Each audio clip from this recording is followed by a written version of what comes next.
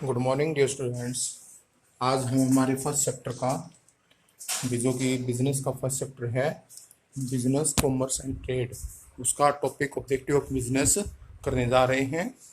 So objective of business क्या है? एक प्रकार से भाई किसी भी बिजनेस का स्टार्टिंग पॉइंट होता है ऑब्जेक्टिव। भाई हर एक बिजनेस है डायरेक्टली क्या करते हैं भाई, वे अपना कोई भी अचीवमेंट सर्टेन ऑब्जेक्टिव है जिसको वो अचीव करने की कोशिश करते हैं, ट्राई करते हैं।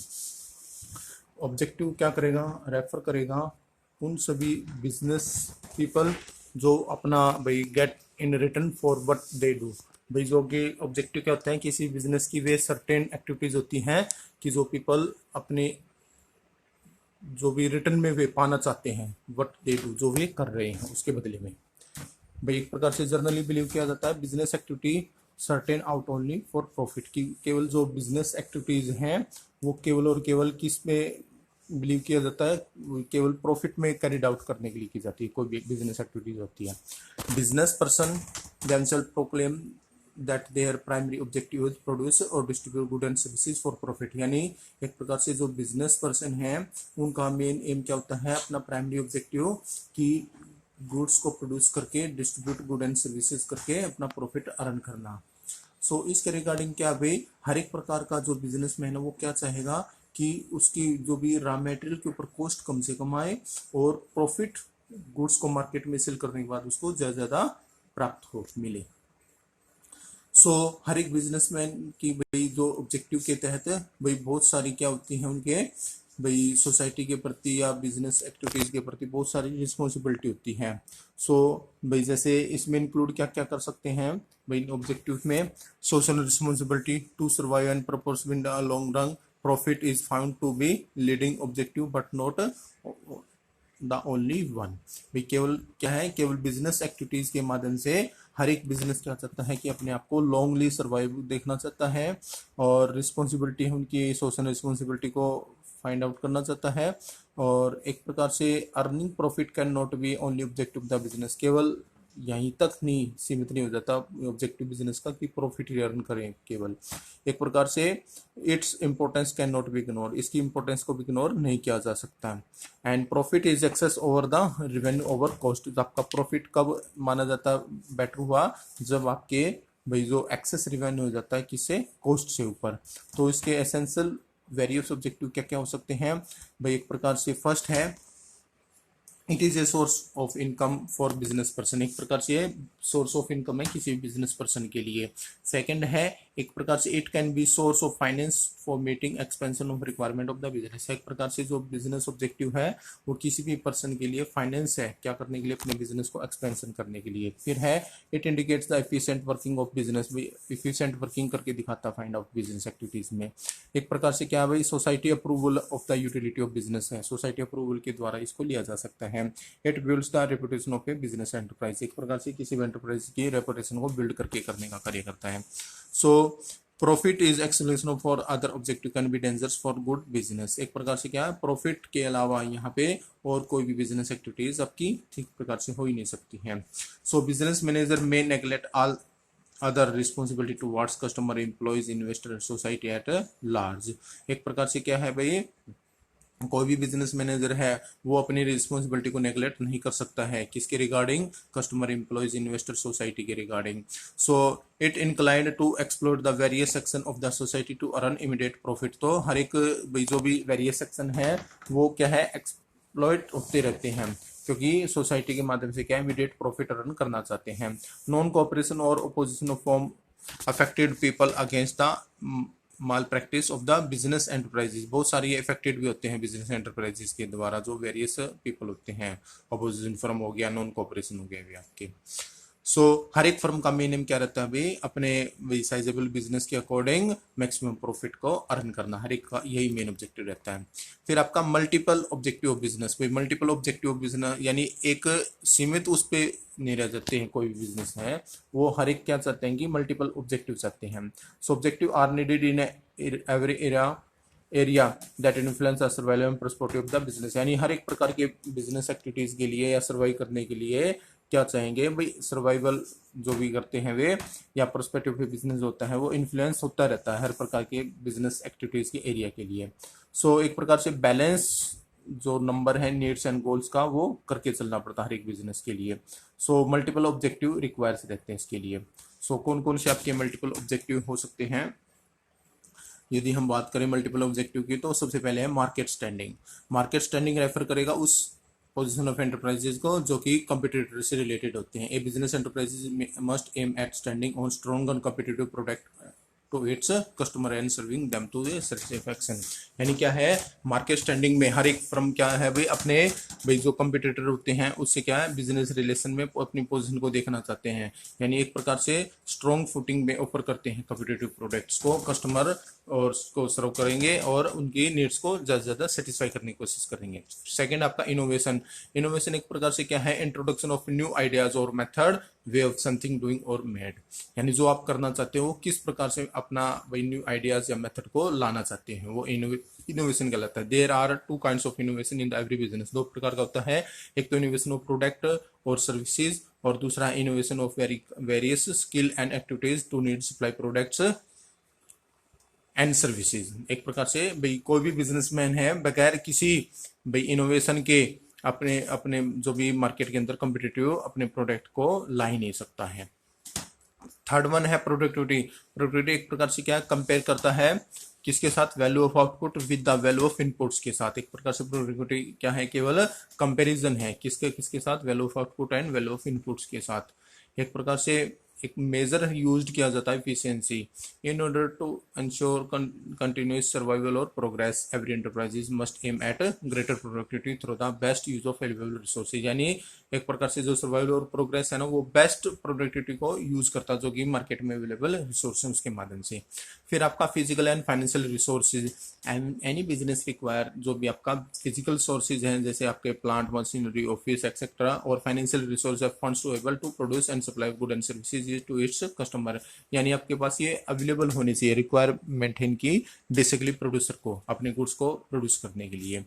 The business enterprise must at acquiring them resources according to their requirement and use them efficiently, और उनको अच्छी तरह से यूज करना चाहते हैं। फिर नेक्स्ट आपका अर्निंग प्रॉफिट्स। एक और ऑब्जेक्टिव है आपका भाई to earn profit on capital employed. ये ज्यादा अपने भाई कैपिटल एम्प्लॉयड के माध्यम से प्रॉफिट अर्न करना मेन ऑब्जेक्टिव होता है। प्रॉफिटेबिलिटी रेफर्स करेगा उस प्रॉफिट को जो कि रिलेशन में है किसके, कैपिटल इन्वेस्टमेंट। यानी अपने कैपिटल इन्वेस्टमेंट के रिलेशन में कितना प्रॉफिट अर्न किया वो प्रॉफिटेबिलिटी कहलाता है।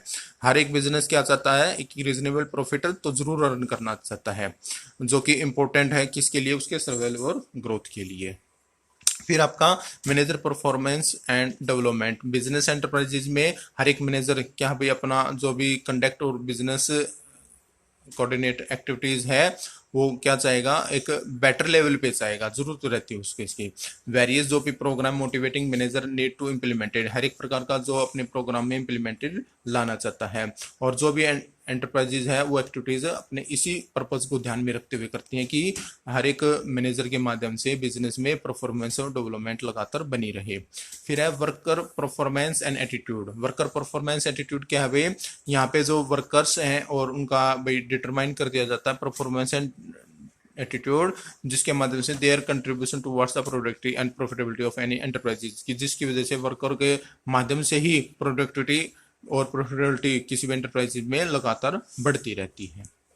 फिर है next one social responsibility. Social responsibility refer करेगा उस ऑब्लिगेशन ऑफ बिजनेस फर्म्स को जो कि contribute resource for solving some social problem and work in a social desirable manner. एक प्रकार से रिस्पॉन्सिबिलिटी हर एक फर्म या बिजनेस की क्या रहती है भाई, सोशल रिस्पॉन्सिबिलिटी भी रहती है कि वो अपना भाई रिसोर्स को सोल्व करके किस प्रकार से सोशल प्रॉब्लम को दूर कर सकता है और एक डिजायरेबल मैनर के तहत वो कार्य करके दिखाता है।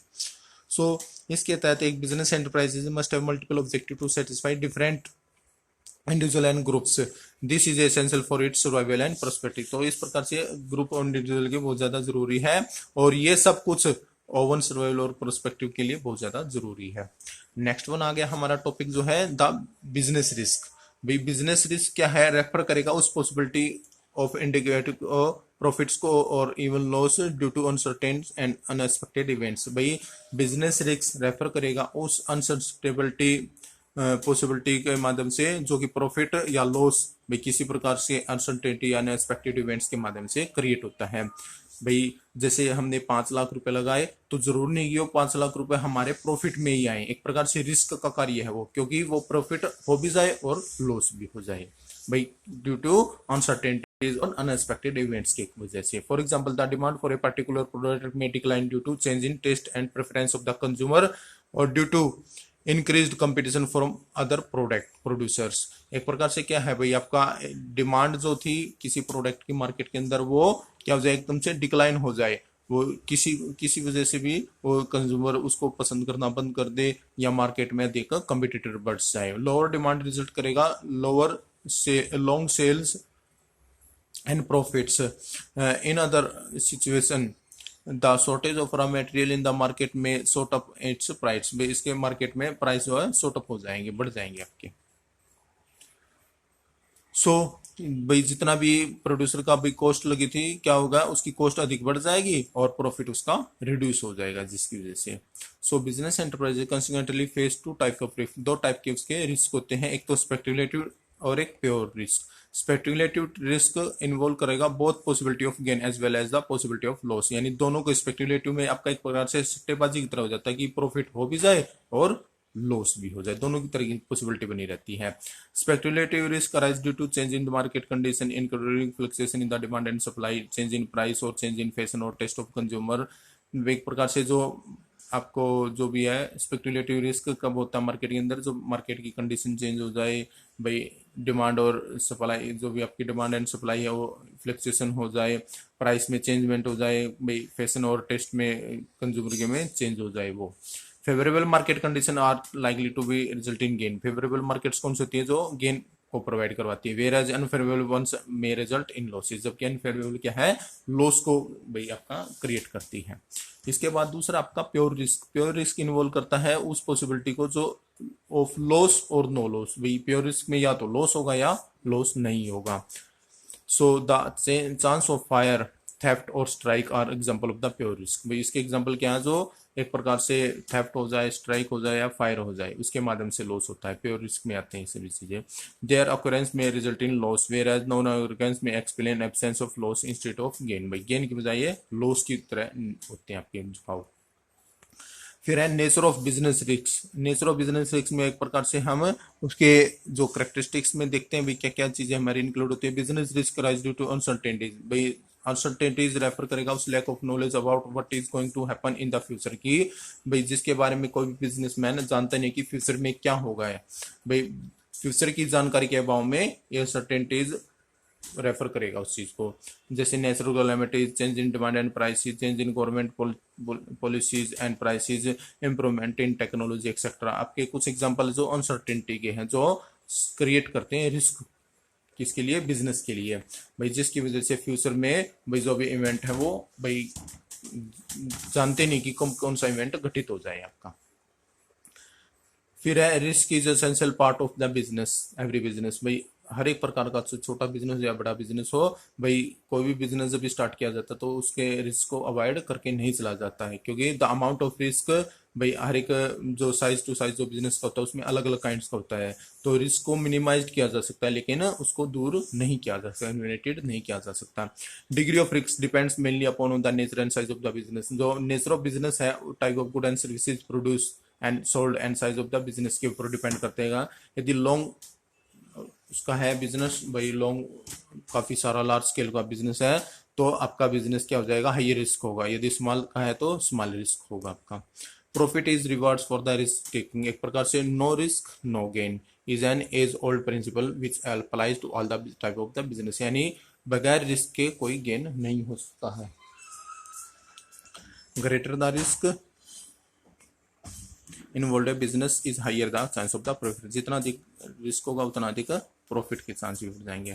फिर कॉजेज ऑफ बिजनेस रिस्क, भाई क्या क्या इसके कॉजेज हो सकते हैं बिजनेस रिस्क के। नेचुरल कॉजेज, भाई सबसे पहले हमारा कॉजेज ऑफ बिजनेस रिस्क में नेचुरल कॉजेज में आता है सबसे पहले ह्यूमन बींग्स एक प्रकार से लिटिल कंट्रोल कर सकते हैं ओवर द नेचुरल कैलेमिटीज, हल्का सा कंट्रोल कर सकते हैं, like flood, earthquake, lighting, heavy rains, famines etcetera, property and income in the business. इसमें फिर है ह्यूमन कोजेज में, human causes such as unexpected events, भाई किसी अनएक्सपेक्टेड इवेंट्स के कारण ये क्रिएट होते हैं ह्यूमन कोजेज, जैसे कि डिनोस्टी, केयरलेसनेस और negligence of the employees, stoppage of work due to power failure, strike, riots management and efficiency, अगर किसी जो अनएक्सपेक्टेड इवेंट्स है उसके कारण ह्यूमन कॉजेज क्रिएट होते हैं बिजनेस के अंदर। फिर है इकोनॉमिक कॉजेज, भाई ये अनसर्टेनिटीज रिलेट करते हैं demand for goods, competition, prices, collection of dues from the customer, change of the technology और method of the production, इसके कारण आपके क्या है इकोनॉमिक कॉजेज क्रिएट होते हैं जो कि बिजनेस को काफी सारा लॉस पहुंचा सकते हैं। Financial problem like arise interest in rate of borrowing, levy of higher taxes etcetera, ये भी आपके बहुत सारे क्रिएट होते हैं। अदर कॉजेज में क्या है unforeseen events like political disturbance, mechanical failure, इस प्रकार के क्या है bursting of the boiler, fluctuation in the exchange rate, आपका क्या है ये अदर कॉजेज में क्रिएट होते हैं जो बिजनेस की रिस्क को पॉसिबिलिटी को क्रिएट करके चलते हैं आपके ये।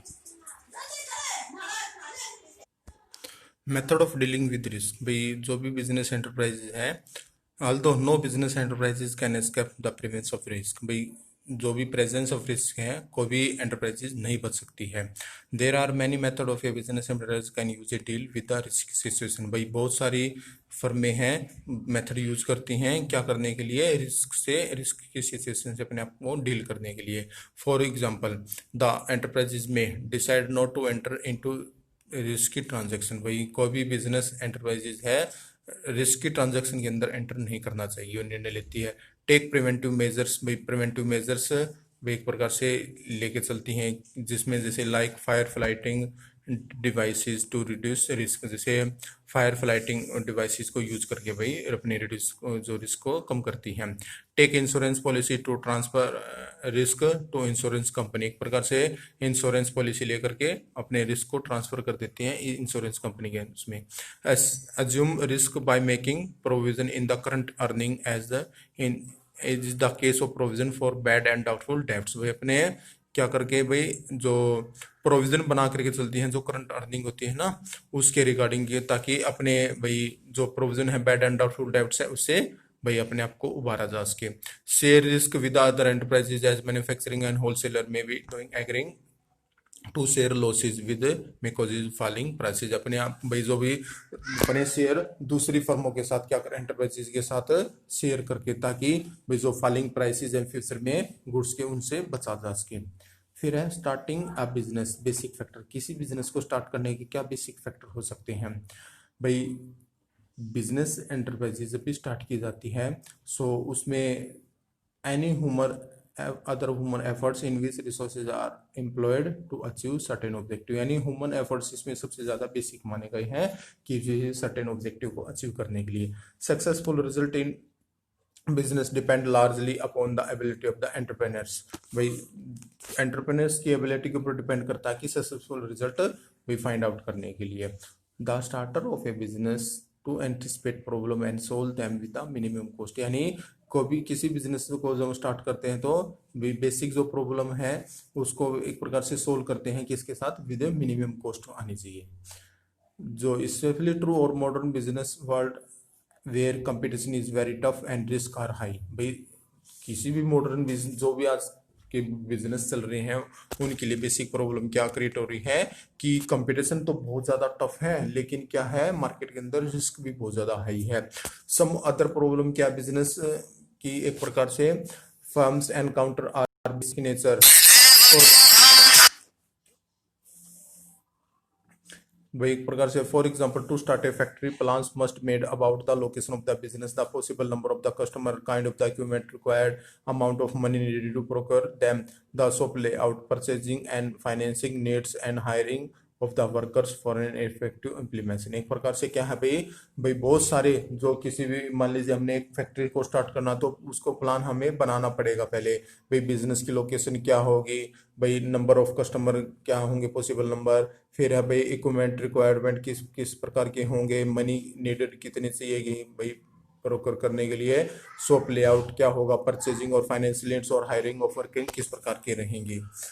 इसी को ध्यान में रखते हुए भाई जो बिजनेस के किसी भी चीज को ध्यान में रखते हुए कुछ बेसिक फैक्टर हैं वो क्या क्या सिलेक्ट माइंड में रखने चाहिए। सबसे पहले सिलेक्शन ऑफ लाइन बिजनेस, भाई सबसे पहले हर एक एंटरप्रेन्योरशिप को अपना नेचुरल टाइप ऑफ बिजनेस को जरूर देखना चाहिए, जरूर समझना है कि वो किस लाइन के तहत अपने बिजनेस को स्टार्ट करना चाहता है।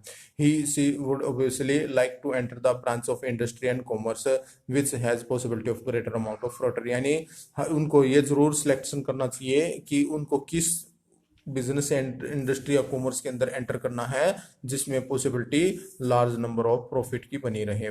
जो डिसीजन है इन्फ्लुएंस करेगा by customer requirement in the market and also kind of technical knowledge and interest of the entrepreneurs, भाई ये सब कुछ चीजें डिपेंड करता है बिजनेस के उस पर भाई किस काइंड का लाइन में बिजनेस करना चाहते हैं। फिर है साइज ऑफ फर्म्स और scale of its operation in another important decision two is taken at the start of a business, भाई साइज ऑफ बिजनेस में डिपेंड करता है कि बिजनेस को किस प्रकार से ऑपरेट करना है। Some factors favour a large size whereas other tend to restricted the scale of operation, भाई कुछ बिजनेस फर्म का जो लार्ज साइज है वो स्केल ऑफ ऑपरेशन को रेस्ट्रिक्ट रखते हैं। If the entrepreneur is confident that the demand for proposed product is likely to be good over time and he she can arrange the necessary capital for the business, यदि कोई भी entrepreneur confident है कि market में उनके product की demand अच्छी तरह से बनी रहती है तो वे लार्ज नंबर ऑफ जो कैपिटल है इन्वेस्ट करने के इच्छुक होते हैं और उनको प्रॉफिट भी असरटेन होता है। फिर है choice of the form of ownership, वही फर्म की चॉइस के ओनरशिप को जरूर देखते हैं। With respect to ownership the business organisation में take the form of scale of proprietorships, partnership और जॉइंट स्टॉक कंपनी, वही तीन टाइप के ओनरशिप को हम भाई अप्लाई कर सकते हैं किसी बिजनेस ऑर्गेनाइजेशन के लिए। जैसे एक तो है आपका सोल प्रोप्राइटरशिप, यानी अकेला व्यक्ति है अपना खुद ही ओनर होगा, वो खुद ही अपना कैपिटल इन्वेस्ट करेगा और खुद ही बिजनेस प्रॉफिट को शेयर करेगा। दूसरा पार्टनरशिप, दो या दो से अधिक व्यक्तियों की पार्टनरशिप होती है। फिर जॉइंट स्टॉक कंपनी, भाई बहुत सारे इसमें मेंबर होते हैं जिसमें शेयर भी बटे हुए होते हैं, प्रॉफिट भी बटा हुआ होता है इसमें। फिर आपका location of the business enterprises, भाई किसी भी बिजनेस को स्टार्ट करने के लिए प्लेस का बहुत ही ज्यादा इंपॉर्टेंस होता है, क्योंकि जो रॉन्ग प्लेस यदि होगा तो आपको क्या भाई आपको क्या है प्रॉफिट बहुत ही मिनिमम आपको रेज होगा, यदि होगा तो प्रॉफिट बहुत ही कम होगा। इसके तहत वही क्या है फैक्टर है कंसीडर करता है किसी बिजनेस को स्टार्ट करने के लिए प्लेस जहां पे एंटरप्राइजेज लोकेटेड है। Any mistake in this can regard a higher cost of production inconvenience in getting right kind of the production inputs of serving the customer in the best possible way. Availability of the raw material and labor, power supply and services like banking, transportation, communication, warehousing are important factor of the making भाई choice of the location. एक प्रकार से क्या है ये सभी चीजें ऐसी भाई कोई भी कंपनी एंटरप्राइजेज फर्म इस प्रकार इसी ऐसे प्लेस पे आपकी सिचुएटेड होनी चाहिए जहां पे ये सब कुछ चीजें आसानी से अवेलेबल हो, कस्टमरों की पहुंच के बिल्कुल पास हो, आसानी से भी कस्टमर वहां पे पहुंच सके, भाई जो भी सर्विसेज है या रॉ मटेरियल है वो आसानी से अवेलेबल हो सके आपको। फिर आप फाइनेंसिंग द प्रीपोजिशन में क्या आता है by providing the necessary capital for starting as well as for continuing the proposed business. एक प्रकार से क्या फाइनेंसिंग में जरूर देखा जाता है कैपिटल में जो फिक्स असेस्ट की कितनी कैपिटल रिक्वायरमेंट है, like land, building, machinery, equipment, current asset की कितनी जरूरत है और आपका raw material, books, debts, stock of finish goods etcetera किस प्रकार उसको करंट असेस्ट की कितनी अधिक जरूरत है। Capital also required for meeting day to day expense, भाई कैपिटल की भी जरूरत डेली एक्सपेंस के लिए हमें कितनी जरूरत है। फाइनेंशियल प्लानिंग भी डिटरमाइन होना बहुत ज्यादा जरूरी है हर एक बिजनेस के लिए। इसमें फाइनेंशियल प्लानिंग में क्या था रिक्वायर ऑफ कैपिटल कितनी जरूरत है, sources from where the capital will be raised, भाई कौन कौन से सोर्सेज जहाँ पे हमें कैपिटल रेज करनी है और the best way of utilising and capital in the firm, और कुछ कौन सा अच्छे वे से वे उस कैपिटल को फर्म के अंदर अच्छी तरह से यूज कर सकते हैं। फिर है physical facilities, ability of the physical facilities include machine and equipment building and service in the important factor of consider as starting of business, यानी फिजिकल फैसिलिटीज का भी अवेलेबल होना बहुत ज्यादा जरूरी है, जैसे कि machine, equipment, building, supportive services, ये जरूरी फैक्टर हैं। The decision relating two factor depends on the nature of and size of the business, availability of the funds and process of production. भाई यानी डिसीजन जो है फैक्टर्स के regarding depend करेगा कि nature and size of business या availability of the funds and process of the production के ऊपर कितना हमारे पर डिपेंडिंग है। फिर है plant layout. Once the requirement of physical facilities determine, यदि फिजिकल फैसिलिटीज की हमें डिटरमाइन कर चुके हैं, एंटरप्रेन्योरशिप अब क्या लेआउट प्लान तैयार करेगा जिसमें फैसिलिटीज के अरेंजमेंट को सॉर्ट करके देखा जाता है। लेआउट मींस क्या होता है? Physical arrangement of machine and equipment. Layout means physical arrangement of machine and equipment needed to manufacture a product. भाई किसी भी मैन्युफैक्चर प्रोडक्ट के उसमें हम क्या मशीन और इक्विपमेंट को जरूर अरेंज करके चलते हैं। फिर है कॉम्पिटेंट एंड कमिटेड वर्कफोर्स। भाई हर एक एंटरप्राइजेज को जरूरत रहती है वर्कफोर्स जो कि वेरियस एक्टिविटीज में अपनी परफॉर्मेंस करते हैं। इसके लिए फिजिकल और आपकी जो फाइनेंशियल है वो जो रिक्वायरमेंट है वो कंप्लीट होनी चाहिए जरूर से जरूर। और since not individual entrepreneurship can do everything himself, he must identify the requirement of skilled and unskilled worker and manager staff। यानी कोई भी एक एंटरप्रेन्योरशिप है वो अपने आप में सब कुछ कार्य ये एक्टिविटीज नहीं कर सकता बिजनेस की। सो उसके लिए बिजनेस के लिए उसको क्या है भाई जो रिक्वायर्ड रहती है उसको आइडेंटिफाई करेगा, स्किल एंड अनस्किल्ड लेबर की, जो उसको भाई एक प्रकार से अच्छी तरह से उसका भाई कार्य को पूरा करके देंगे। फिर है टैक्स प्लानिंग। टैक्स प्लानिंग में आता आपका नेसेसरी दिस डेज, क्योंकि इन दिनों बहुत ज्यादा जरूरी हो गया, क्योंकि कंट्री के अंदर लार्ज नंबर ऑफ टैक्स भाई हमारी कंट्री के अंदर इस्टेब्लिश हो चुके हैं और गवर्नमेंट ने इनको इस्टेब्लिश किया, और बहुत सारे जो भी टैक्स ऑफ लॉ है ये हमारे मॉडर्न बिजनेस को इफेक्टेड करते हैं। The founder of business has to consider the advance the tax liability under the various tax law and its impact of on business decision. ये बिजनेस डिसीजन को जरूर impact करके चलते हैं। और हमारा नेक्स्ट पॉइंट है launching the enterprises. After the decision relating to the above mentioned factor has been taken, the entrepreneurs can go ahead with the actual launching of the enterprises, which would mean mobilizing various resources, fulfilling necessary legal formalities, starting the production process, initiate the sale of promotion campaigning। यानी हर प्रकार के ऊपर के decision करने के बाद वही क्या एंटरप्रेन्योरशिप आगे बढ़ता है और अपने एंटरप्राइजेज को मोबिलाइज वेरियस रिसोर्सेज को यूटिलाइज करते हुए अपना प्रोडक्शन को स्टार्ट करता है और अपने इनिशियल स्टेज में अपने जो भी सेल को प्रमोशन के माध्यम से स्टार्ट करना शुरू कर देता है। सो डियर स्टूडेंट्स, यहाँ पे आपका चैप्टर फर्स्ट कंप्लीट हुआ। इसको प्लीज इसके जो क्वेश्चन है या जो भी एक्टिविटीज है या जो भी आपके नोट्स है इसको प्लीज जरूर प्रिपेयर कीजिएगा। यदि किसी टाइप की कोई भी प्रॉब्लम आपको फेस होती है तो मेरे से जरूर आप संपर्क कीजिएगा। Thank you.